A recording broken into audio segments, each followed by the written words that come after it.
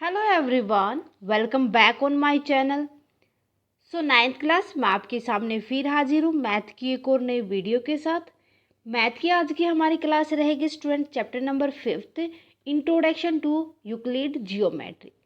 Student previous class में हमने complete किया था चैप्टर नंबर 4 को, और अभी तक हम चैप्टर नंबर 1, 2, 3 एंड 4 को इस चैनल के ऊपर कंप्लीट कर चुके हैं। अगर आपने अभी तक चारों चैप्टर की वीडियो नहीं देखी इंट्रोडक्शन प्लस एक्सरसाइज, तो फटाफट से जाके देख ले। किसी भी एक्सरसाइज के क्वेश्चन में, किसी भी टॉपिक में, कहीं भी कोई भी डाउट आता है आपका, तो प्लीज़ मुझे कमेंट सेक्शन में लिख दे। जितना जल्दी पॉसिबल होगा मैं आपके डाउट को क्लियर करूँगी।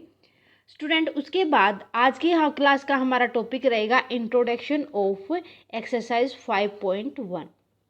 इंट्रोडक्शन के अंदर सबसे पहले हम पढ़ेंगे कि यूक्लिड जियोमेट्री है क्या, किस बेस पर ये यूक्लिड जियोमेट्री फेमस हुई थी, क्या क्या पॉइंट इसके अंदर समझे गए थे। तो ये सारी की सारी चीज़ें आज की क्लास में हम डिस्कस करने वाले हैं। सबसे पहले हम बात करते हैं इंट्रोडक्शन टू यूक्लिड जियोमेट्री। भाई सबसे पहले हम बात करेंगे कि जो एक ग्रीक के फेमस मैथमेटिशियन थे थैल्स, ठीक है, जो कब से कब तक रहे थे 640 BCE से 546 BCE तक, ठीक है।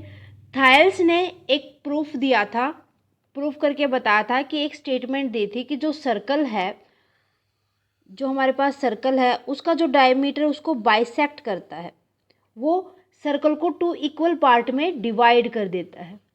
किस में डिवाइड कर देता है वो सर्कल को? 2 इक्वल पार्ट्स में, ठीक है।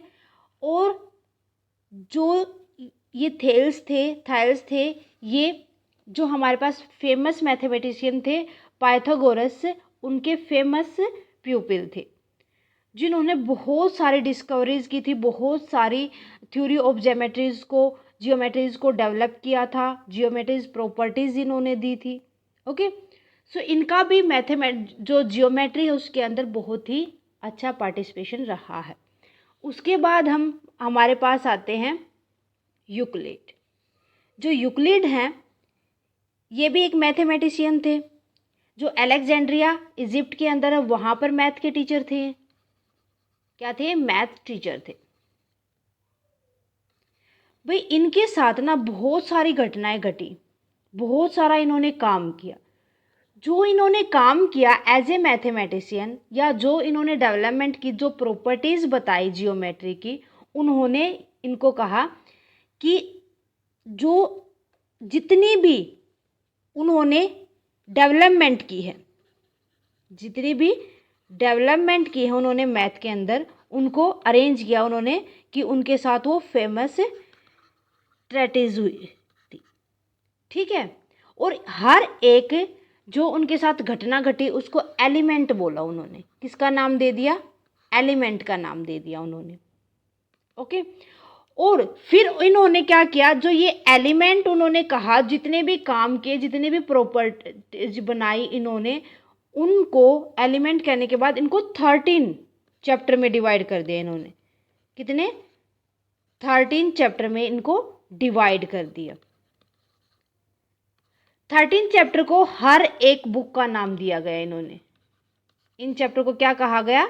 ईच कॉल्ड अ बुक, एक बुक कही गई।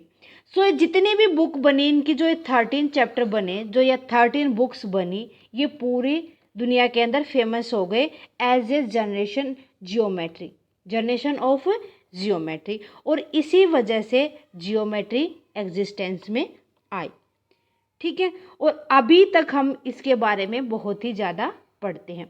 सो देखते हैं वो क्या क्या डेवलपमेंट थी इनकी, हर एक को डिस्कस करते हैं।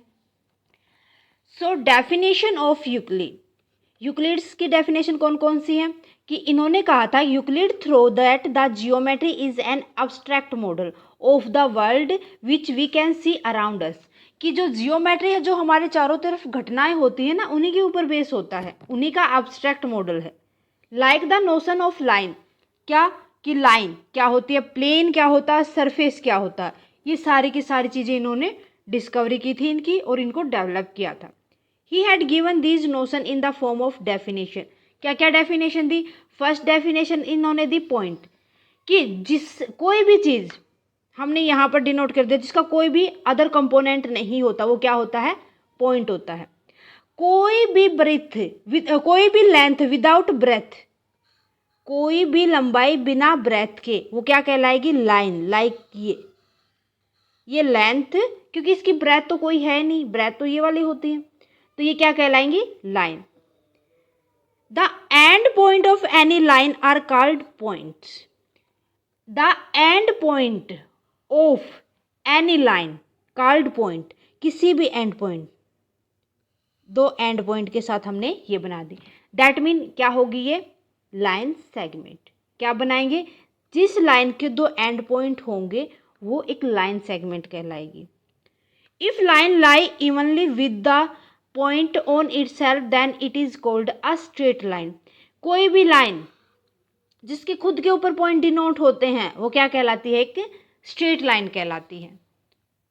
नेक्स्ट देखो, any object which has length and breadth only is called surface. कोई भी चीज़ जिसकी लेंथ भी है और जिसकी ब्रेथ भी है वो क्या कहलाएगी? सरफेस कहलाएगी। The edge of surface are lines. जितनी भी एज है इसकी, ये क्या कहलाएंगी? लाइन्स कहलाएंगी। The plane surface is the surface which lie evenly with the straight line on itself. जो प्लेन सरफेस क्या होता है? कि एक ऐसा सरफेस जो किससे बनता हो? स्ट्रेट लाइन से, जिसकी खुद की स्ट्रेट लाइन हो, वो प्लेन सरफेस कहलाता है। ठीक है, जो स्ट्रेट लाइन पे होगा प्लेन सरफेस। देखो जितने भी बॉक्स वगैरह लगा लो, आपकी टेबल का जो ऊपर का सरफेस होता है वो लगा लो, जहाँ पर कोई भी प्लेन लाइन बनती हो तो वो क्या कहलाएगा? Plane surface.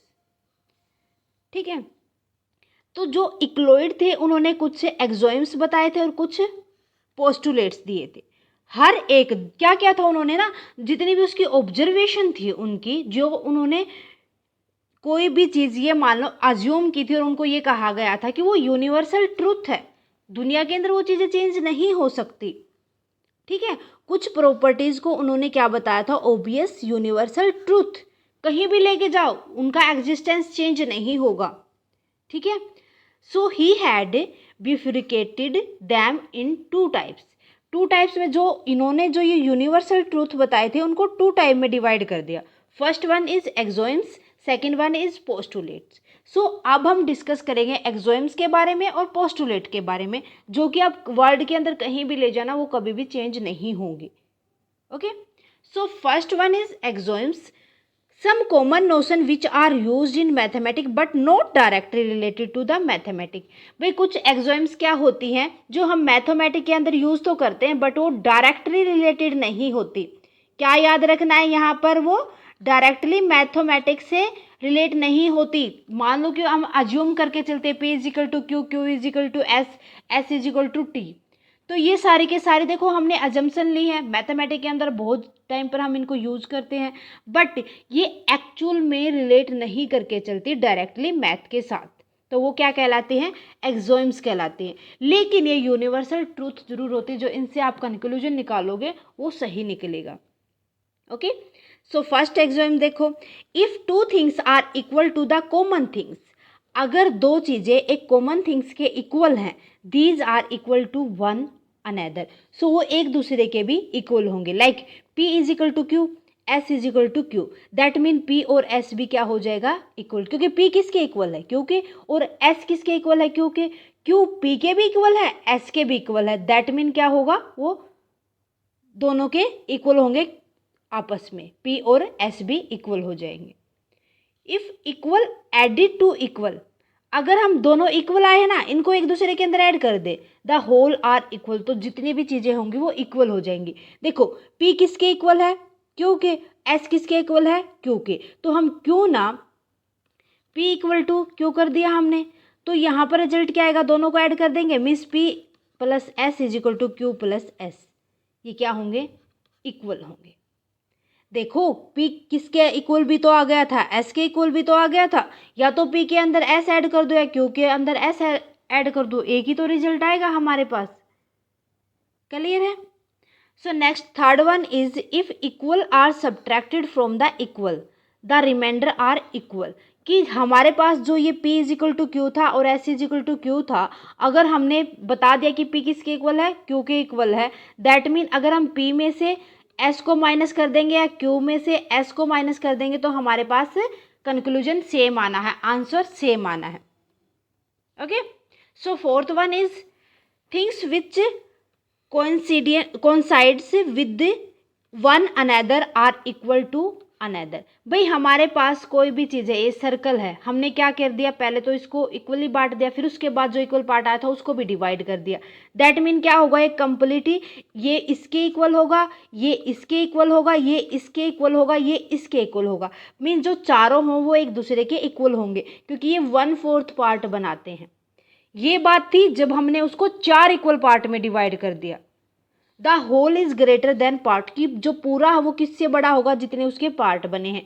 इसी तरीके से नेक्स्ट देखो, हमने क्या किया, एक चीज को डबल किया, मीन्स उसको 2 इक्वल पार्ट में बीच में से उसको कट कर दिया। दैट मीन क्या होगा, हाफ ये होगा, हाफ ये होगा, तो ये भी दोनों क्या होंगे, इक्वल होंगे।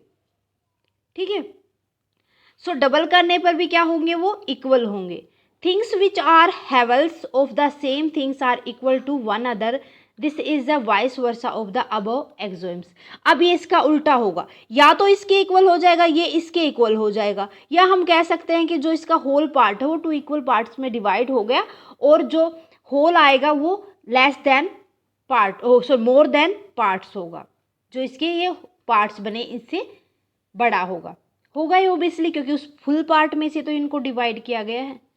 ठीक है, क्लियर है। तो ये थे एक्सोम्स। उसके बाद आते हैं पोस्टुलेट्स। पोस्टुलेट्स कितने हैं, 5 पोस्टुलेट्स है।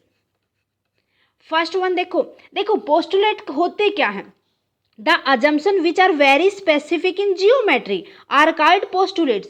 भाई जिनको हम जियोमेट्री के अंदर यूज करते हैं कुछ स्पेसिफिक अजम्पशंस को, और जो डायरेक्टली रिलेट करके चलती है किन से, मैथमेटिक्स से, वो पोस्टुलेट्स कहलाते हैं। फर्स्ट पोस्टुलेट क्या हो जाएगा, अ स्ट्रेट लाइन में be drawn from any one point two any other point, कि जो एक स्ट्रेट लाइन है ना उसके अंदर से हम बहुत सारे पॉइंट्स को ड्रॉ कर सकते हैं, है ना, कर सकते हैं ना, 1 पॉइंट में से कितने ही कर लो और भी तो बन जाएंगे, इस तरीके से, इस तरीके से, इस तरीके से, इस तरीके से, कितने ही बना लो, हम बहुत सारे बना सकते हैं। तो ये क्या है, एक पोस्टुलेट है, और सो हम स्पेसिफिकली जियोमेट्री के अंदर यूज करते हैं। क्लियर है।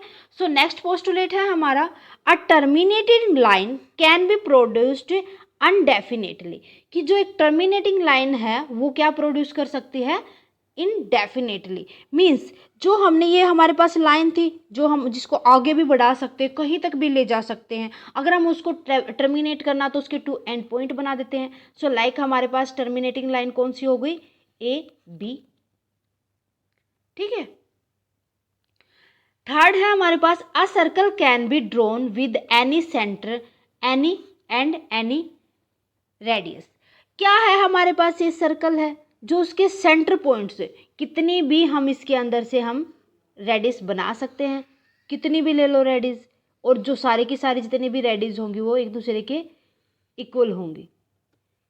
ठीक है, बना सकते हैं ना। तो जो ए बी है रेडी वो हम कहीं भी बना सकते हैं और कितनी भी बना सकते हैं और सारी की सारी इक्वल होंगी। ये भी एक स्पेसिफिक अजम्पशन है जियोमेट्री की। ओके, फोर्थ नंबर पे आती है, all right angle are equal to another angle. देखो एक राइट एंगल ये है हमारे पास, जो कोई भी एक बेस लाइन के ऊपर परपेंडिकुलर लाइन बना देंगे तो कितने डिग्री का एंगल बनाएंगे, 90 डिग्री का। हम किसी भी तरीके से कोई भी लाइन लेके उसके ऊपर परपेंडिकुलर लाइन बना देंगे तो वो भी तो क्या फॉर्म करेंगी, एक राइट एंगल फॉर्म करेंगे, 90 डिग्री का एंगल फॉर्म करेंगी। दैट मीन क्या हो जाएगा, angle D C B equal to angle H C F.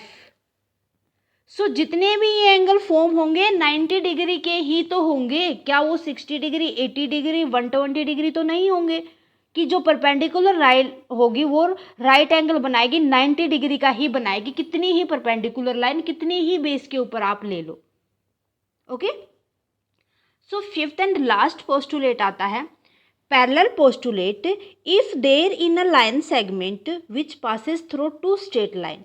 भाई हमने क्या कहा है कि कोई भी एक लाइन सेगमेंट है जो किन के अंदर से पास करना, टू स्ट्रेट लाइन में से, well forming two interior angle on the same side. अगर देखो दो हमने लाइन ली, एक लाइन ये थी, इसके अंदर से हमने दो लाइन ली, स्ट्रेट लाइन ली, जो ये इंटीरियर एंगल बनाएंगे, angle alpha and beta, who some is less than 180 degree, कि जो ये एंगल बनाएंगे ना स्ट्रेट लाइन के ऊपर, तो ये किससे लेस देन होगा, ये 180 डिग्री से लेस देन होगा। ठीक है, then these are line will definitely meet with each other is extended on the side where the sum of two interior angle is less than two right angle।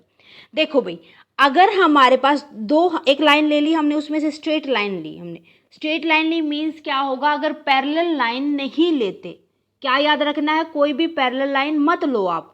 अगर parallel line नहीं लेते हम, that mean जो angle form होंगे उसकी interior side वो 180 से कम होंगे, क्या होंगे, लेस देन 180 डिग्री एंगल। सो जब हम उन लाइन को आगे बढ़ाएंगे तो वो एक पॉइंट पे जाकर एक दूसरे के साथ मीट करेंगी। ये पोस्टुलेट क्या कहता है कि पैरेलल पोस्टुलेट के अंदर अगर हम दो लाइन को पैरेलल नहीं लेते, ओनली स्ट्रेट लाइन लेके चलते हैं, तो वो आगे कहीं ना कहीं जाके मीट करेंगी और जो इंटीरियर एंगल बनाएंगे वो लेस देन 180 डिग्री होगा। क्लियर है। और नेक्स्ट इसके अंदर क्या आता है, अगर हमने क्या लिया, उनको पैरेलल ले लिया, एक स्ट्रेट लाइन ली और उसके ऊपर पैरेलल ले लिया, दैट मीन जो ये एंगल फॉर्म होंगे ये इनका सम ऑफ कितना होगा, 180 डिग्री होगा। Angle A plus B is equal to 180 degree parallel line का। ठीक है, और these two parallel line are never to meet each other, वो एक दूसरे के साथ कभी भी मीट नहीं करेंगी, ये भी हमें याद रखना है। क्लियर है। तो ये एक ऐसी अजम्पशंस है स्टूडेंट जो हमने 5 डिस्कस की हैं, जो मैथमेटिक के अंदर डायरेक्टली जितनी भी जियोमेट्री अजम्पशन होती है उनसे रिलेट करके चलती है। ये स्पेसिफिक अजम्पशंस होती हैं जो हमें मैथ के अंदर यूज़ करते हैं।